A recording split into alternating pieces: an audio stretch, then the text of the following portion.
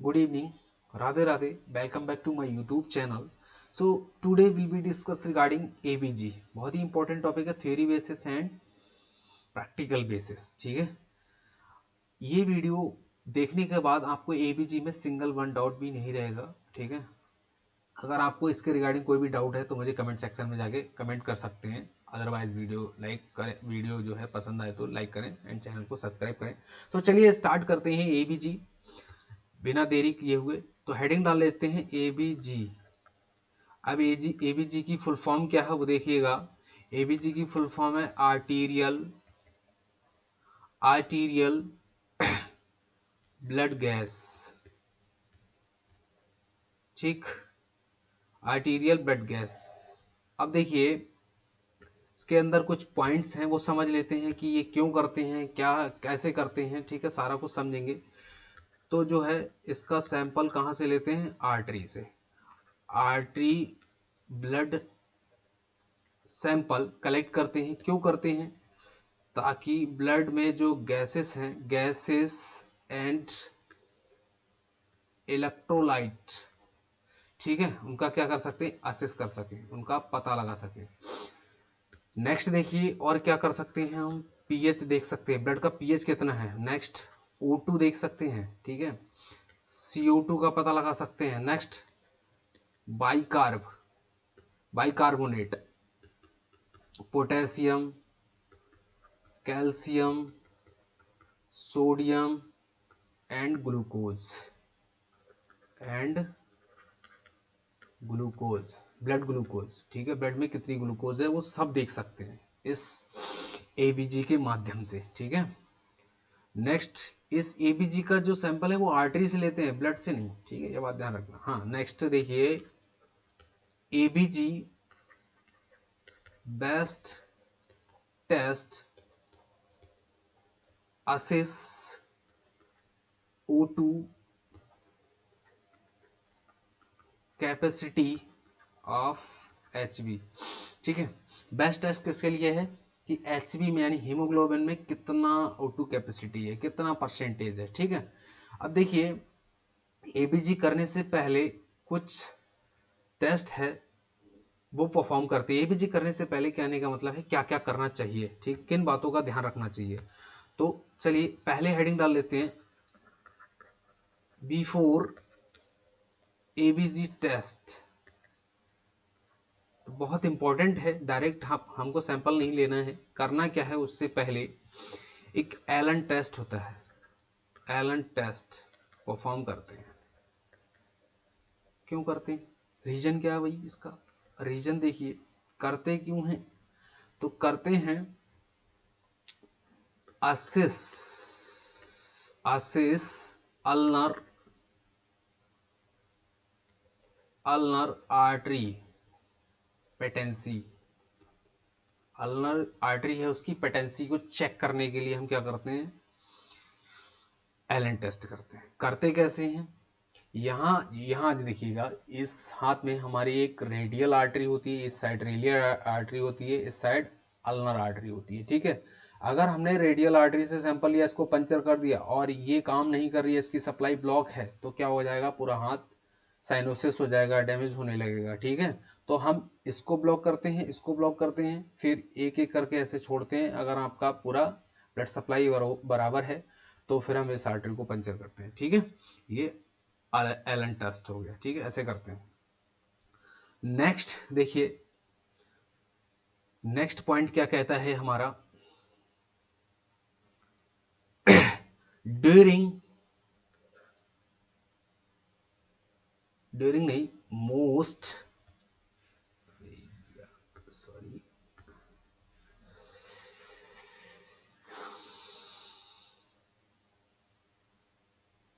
Most. तो देखिएगा यहां पर आप कीजिए, हाँ लिखिए, मोस्ट प्रोबेबल साइट क्या रहेगी, तो वो रहेगी रेडियल आर्टरी. ठीक, सबसे ज़्यादा मोस्ट कॉमन साइट हमारी फर्स्ट प्रायोरिटी पे रहेगी रेडियल आर्टरी। ठीक है, अगर रेडियल आर्टरी से ले रहे हैं तो 45 डिग्री आपकी निडल रहनी चाहिए। ठीक है, दूसरी प्रायोरिटी हमारी रहेगी फीमोरल आर्टरी। फीमोरल आर्टरी इसकी जो है निडल रहनी चाहिए 90 पे, 90 डिग्री पे। ठीक है, याद रखना बहुत ही इंपॉर्टेंट है। नेक्स्ट देखिएगा, और देखिए किन बातों का ध्यान रखना है, और देखिएगा नेक्स्ट पॉइंट, सैंपल। सैंपल अगर आपको लेना है तो कितना लेना है, सैंपल टेक इन 2 ml।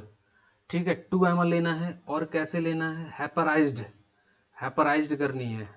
एक हेपेरिन आता है, हेपेरिन, ठीक है, एंटीकोगुलेंट होता है जो ब्लड को क्लॉट नहीं होने देता है। अगर हमने सिरिंज से डायरेक्ट ब्लड ले लिया विदाउट हेपराइज करके तो क्या होगा, ब्लड क्लॉट हो जाएगा। ठीक है, वो कोई काम का नहीं रहेगा, तो इसीलिए हम क्या करते हैं, हेपराइज्ड करते हैं सिरिंज को। ठीक है, 2 ml 2 ml जो है हेपेरिन से हेपराइज्ड करते हैं। ठीक है, हेपराइज्ड करते हैं किसको, सिरिंज को।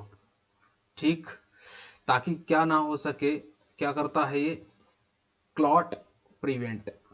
ठीक है, ब्लड में कोई क्लॉट ना बन सके, ब्लड क्लॉट ना हो सके। ठीक है, 2 ml हेपेरिन से क्या करते हैं, हेपराइज्ड करते हैं। ठीक, नेक्स्ट देखिएगा, सैंपल कितना लेना है, 0.5 ml ब्लड क्या करते हैं, कलेक्ट करते हैं, 0.5 ml। नेक्स्ट पॉइंट देखिएगा, after taken sample site press करना है आपको, ऐसे नहीं छोड़ना है। ठीक है, जैसे ही आप सैंपल कलेक्ट कर लें फिर क्या करना है, after taken sample site press 5 to 10 minute. कितना, 5 to 10 मिनट उसको क्या करना है, प्रेस करना है, दबा के रखना है, ताकि ब्लड, क्योंकि आर्टरी में बहुत प्रेशर होता है, हम डायरेक्ट आर्टरी को पंचर करेंगे तो हेमोटोमा बनने के चांसेस रहेंगे अगर हमने प्रेस नहीं किया उसको। ठीक है, तो हमें वो प्रेस करके रखना है 5 से 10 मिनट तक। ठीक है, उससे पहले नहीं छोड़ना है, अगर छोड़ देंगे तो वहाँ पर ब्लड लीक होने लगेगा, ऊजिंग होने लगेगी, और ऊजिंग हो जाएगा तो हीमोटोमा बन जाएगा। ठीक है, सीवियर कंडीशन हो सकती है।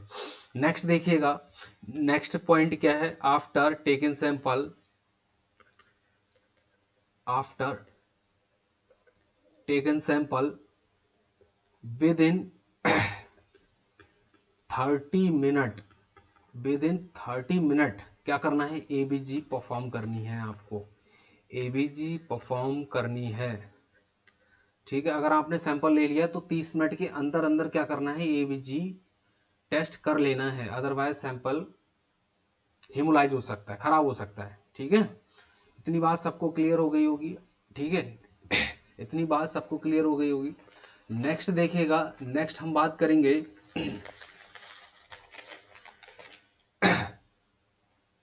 इसमें पैरामीटर्स होते हैं, पैरामीटर्स होते हैं, कौन कौन से पैरामीटर्स होते हैं, क्या क्या नॉर्मल वैल्यू होती है। तो नॉर्मल वैल्यू किसकी किसकी नॉर्मल वैल्यू वैल्यू होती है, नॉर्मल वैल्यू ऑफ पैरामीटर्स लिख लेते हैं, पूरा हेडिंग डाल लेते हैं भाई, पूरा अच्छे से हेडिंग डाल लेते हैं ताकि अच्छे से आपको समझ आ जाए।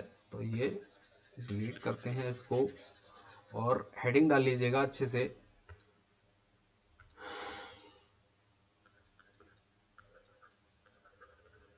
Normal value of the parameters. जो इसके पैरामीटर्स होते हैं, कौन कौन से पैरामीटर्स होते हैं, हम दोनों बात कर लेंगे इसमें। ठीक है, दोनों बात कर लेंगे। तो देखिएगा इसमें कौन कौन से पैरामीटर्स होते हैं, हम उनकी बात कर लेंगे।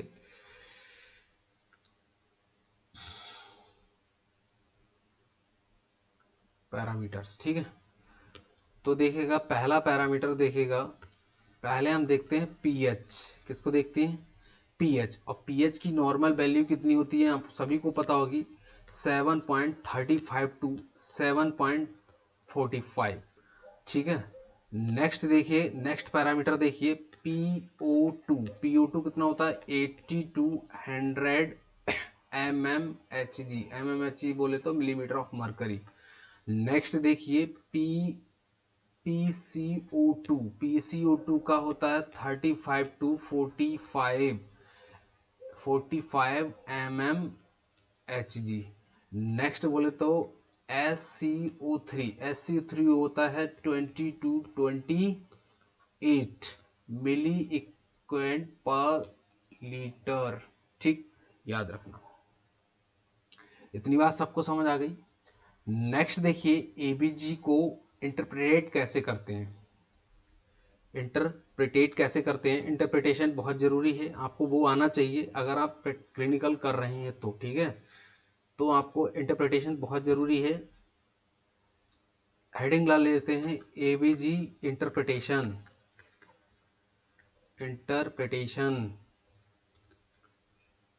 How to interpret of the ABG. ठीक है, बहुत इंपॉर्टेंट। तो देखिए होता क्या है,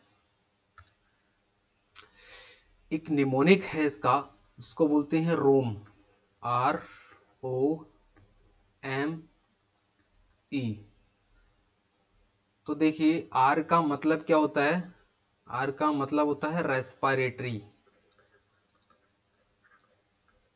ठीक, ओ का मतलब होता है अपोजिट।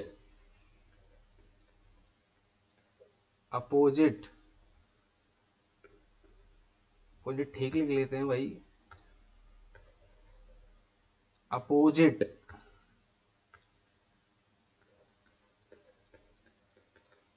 ठीक, एम का मतलब होता है मेटाबॉलिक, ई का मतलब होता है इक्वल। इसका मतलब है रेस्पिरेटरी अपोजिट मेटाबॉलिक इक्वल। देखिए अभी नहीं समझ आ रहा होगा कि ये क्या है, ये निमोनिक है रोम, रेस्पिरेटरी अपोजिट मेटाबॉलिक इक्वल। अगर आपका पीएच मैंने आपको नॉर्मल वैल्यू बता दी थी, कलरफुल ले लेते हैं हम भाई, अच्छे से समझ आ जाएगा। अगर आपका पीएच जो है कैसा है, पीएच आपका कैसा है, डिक्रीज, क्या है, डिक्रीज, तो आपका PCO2 कैसा होगा, इंक्रीज। यही कहना चाह रहे थे हम। देखिए इसका मतलब था रेस्पिरेटरी अपोजिट मेटाबॉलिक इक्वल। अगर आपका यहाँ पर पीएच कैसा हुआ, डिक्रीज, तो PCO2 कैसा होगा, इंक्रीज। यही कहना चाह रहे हैं, रेस्पिरेटरी अपोजिट होगा। ठीक है, रेस्पिरेटरी अपोजिट होगा तो ये रेस्पिरेटरी को दर्शाता है। तो आपका पीएच अगर कैसा हुआ, डिक्रीज, तो PCO2 कैसा होगा, इंक्रीज। ठीक है, और अगर आपका पीएच हुआ इंक्रीज तो PCO2 कैसा होगा, डिक्रीज। ठीक है, ये मतलब है रेस्पिरेटरी अपोजिट रहेगा पीएच, हमेशा ध्यान रखना रेस्पिरेटरी अपोजिट रहेगा।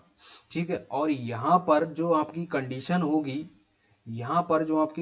होगी, रेस्पिरेटरी अपोजिट, तो यहाँ पर कंडीशन होगी कैसी आपकी, रेस्पिरेटरी एसिडोसिस, क्योंकि आपका पीएच कम है तो कैसा होगा, एसिडोसिस, रेस्पिरेटरी एसिडोसिस। ठीक, यहाँ पर पीएच आपका इंक्रीज है तो कंडीशन रेस्पिरेटरी रहेगी क्योंकि PCO2 रेस्पिरेटरी को दर्शाता है। ठीक है, तो आपका होगा रेस्पिरेटरी एल्कलोसिस। क्यों, पीएच कैसा है, इंक्रीज है। ठीक है, अपनी नॉर्मल वैल्यू पीएच इंक्रीज है। इतनी बात आई होप क्लियर हो गई होगी। नेक्स्ट देखिए भाई,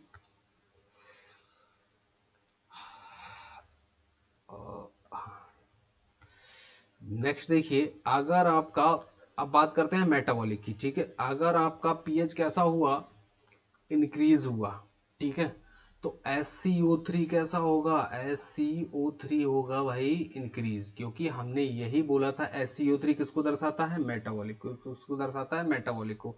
तो यहाँ पर आपका पीएच इंक्रीज होगा, यानी कि ये देखो मेटाबॉलिक इक्वल है, तो मेटाबॉलिक के इक्वल होगा आपका पीएच। अगर आपका SCO3 इंक्रीज होगा तो पीएच भी कैसा होगा, इंक्रीज होगा, सेम होंगे दोनों। तो आपका पीएच इंक्रीज है तो, और SCO3 भी इंक्रीज है, तो आपका क्या होगा, मेटाबॉलिक एल्कलोसिस। कंडीशन कैसी होगी, एल्कलोसिस, क्योंकि पीएच इंक्रीज है और ये SCO3 किसको दर्शा रहा है, मेटाबॉलिक को। तो कंडीशन कैसी होगी, मेटाबॉलिक एल्कलॉसिस। क्या होगी, मेटाबॉलिक एल्कलॉसिस। लिख लेते हैं भाई, एल्कलॉसिस।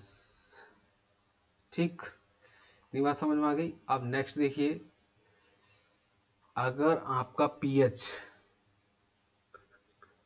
डिक्रीज हुआ तो SCO3 भी कैसा होगा, डिक्रीज होगा। तो कंडीशन आपकी होगी मेटाबॉलिक